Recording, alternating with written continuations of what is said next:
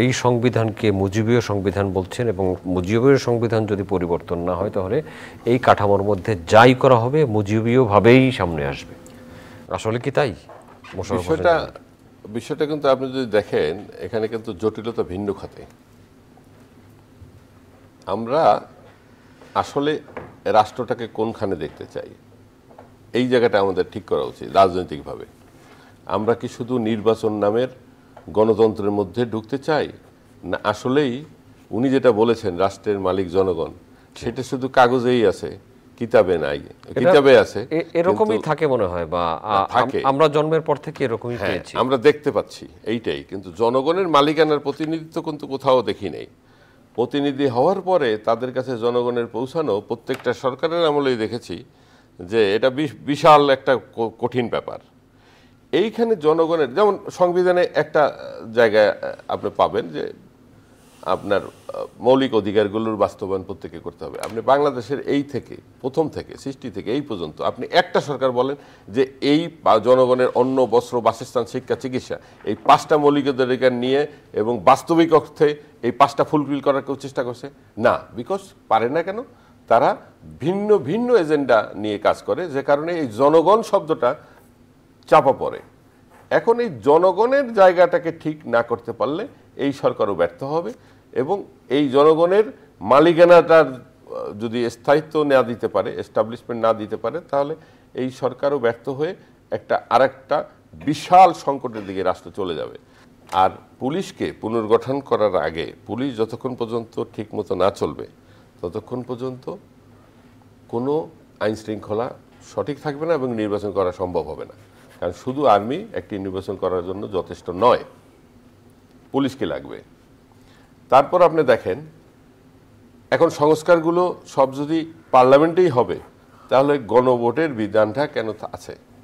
গণভোটের থেকে শক্তিশালী কিন্তু পার্লামেন্ট না।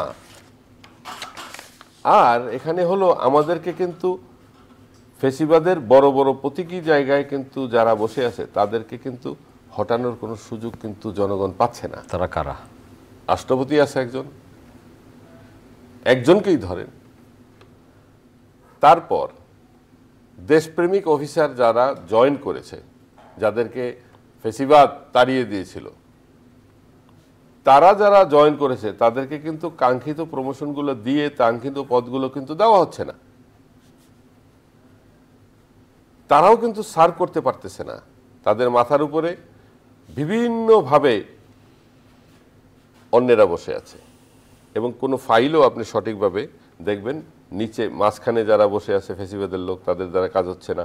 উপরে যারা ফেসিবাদের লোক আছে, তারপর চুপা রুস্তুম আছে কিছু সরকারের মধ্যে।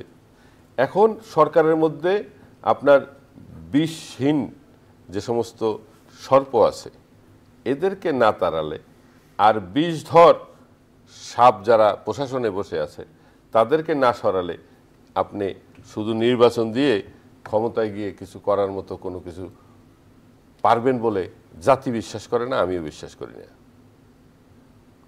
আপনি যে গণভোটের কথা বললেন, গণভোটে কি প্রকৃত ভোট হয়? ভোট দেওয়া যায়? হ্যাঁ না কেন? আপনি হ্যাঁ না হবে কেন? হ্যাঁ নাই তো হবে না কেন?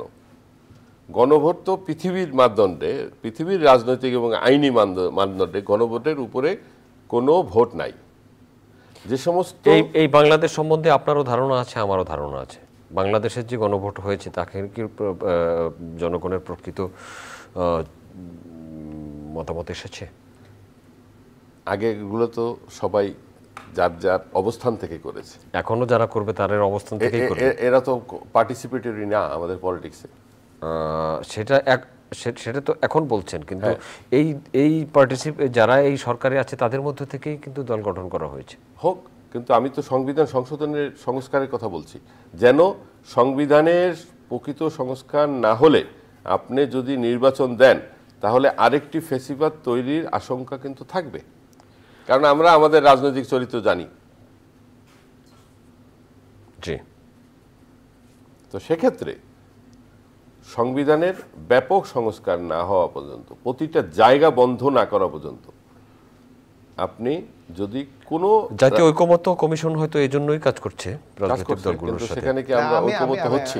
আমি একটু মহিউদ্দিন ভাইয়ের কাছে একটু প্রশ্ন জিজ্ঞেস করি। মহিউদ্দিন ভাই, আপনি তো দীর্ঘদিন সাংবাদিকতায় ছিলেন, আপনার আইন ভাষা প্র্যাকটিস করেন। আমাদের কনস্টিটিউশনে কি এইগুলোর ব্যত্যয় কোনটা আছে? সবগুলো তো লেখা আছে, কিন্তু আপনি প্র্যাকটিস কতটুকু? যেমন আপনি বলেন আপনি একজন আইনজীবী, আমাদের কনস্টিটিউশনে স্পষ্ট ভাষায় বলা আছে যে আপনি কোনো আসামিকে যদি গ্রেফতার করেন 24 ঘন্টার মধ্যে কোর্টে তাকে প্রডিউস করতে হবে। করে না, আপনি কি কোনো ব্যবস্থা নিচ্ছেন? তো সেখানে ব্যবস্থা রাখবেন না?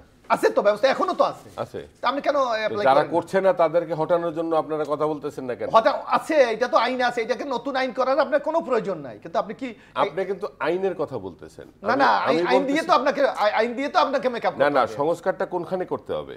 যেমন একক কর্তৃত্ব এবং একক কর্তৃত্ব বলতে আপনি কি বুঝাচ্ছেন? একক কর্তৃত্ব বিভিন্ন ভাবে। আপনি না না না না একক কর্তৃত্ব Balanced government আপনাকে করতে ব্যালেন্স হবে। বলতে আপনি জানেন, আমার যদি পার্লামেন্টারি ফর্ম অফ গভর্নমেন্ট থাকে, হ্যাঁ। সরকার পার্লামেন্টের কাছে দায়বদ্ধ থাকে, হ্যাঁ। মন্ত্রিপরিষদ পার্লামেন্টের কাছে দায়বদ্ধ থাকে। হ্যাঁ। তো এর চেয়ে দায়বদ্ধতা কোথায় আমাদের এই সিস্টেমে কোথায় মন্ত্রিপরিষদ পার্লামেন্টের কাছে অবশ্যই দায়বদ্ধ? দায়বদ্ধতা, কিন্তু সেই প্র্যাকটিসটা আপনি করেন না। সংকট তো এইখানে। আপনার মন্ত্রণালয়ের ক্ষমতা বেশি না সংসদীয় কমিটির ক্ষমতা বেশি? সংসদীয় কমিটির ক্ষমতা উচিত ছিল। ইম্পসিবল, উচিত ছিল, হ্যাঁ, কিন্তু কিন্তু পারি নাই করেন আমরা। নাই। এই জায়গাগুলিকে আপনি এই, অ্যাড্রেস করতে হবে। বুঝছেন তো? এটা এখন করেন। A B M